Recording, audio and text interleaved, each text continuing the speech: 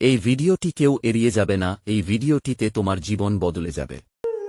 জীবনে লক্ষ্য স্থির রাখা আবশ্যক, কারণ লক্ষ্যহীন জীবন মানুষকে ভুল পথে চালিত করে। লোভ, ক্রোধ, হিংসা পরম শত্রু, যার উপর নিয়ন্ত্রণ না থাকলে মানুষের মৃত্যু অনিবার্য।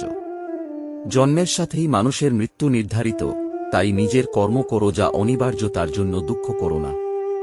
জীবনে কর্ম করে যাও, ফলের আশা করো না। নিজের মনকে সর্বদা কর্মের উপর স্থির কর, কর্মফলের উপর নয়। লোভ, ক্রোধ, হিংসা হল মানুষের প্রধান শত্রু, যা নিজের অজান্তে জীবনে সবচেয়ে বেশি মূল্যবান জিনিস সময়ের ক্ষতি করে, কারণ সময় হল পরম ক্ষমতাবান, যা কারোর জন্য থেমে থাকে না।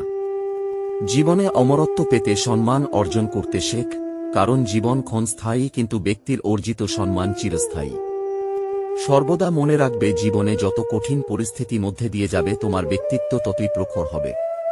প্রতিটি কর্মের আগে আমাদের কর্মের প্রতি সঠিক মনোভাব গড়ে তোলা আবশ্যক, তবে সেই কর্মকে আনন্দের সাথে সম্পূর্ণ করা সম্ভব।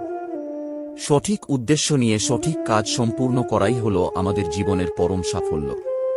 প্রজ্বলিত অগ্নি যেমন জ্বালানি কাঠকে ছাইতে পরিণত করে, ঠিক একইভাবে আমাদের জ্ঞান আলো আমাদের মনের মধ্যে থাকা আত্ম অহংকারকে ছাইতে পরিণত করে। আর কমেন্টে মহাদেব লিখ।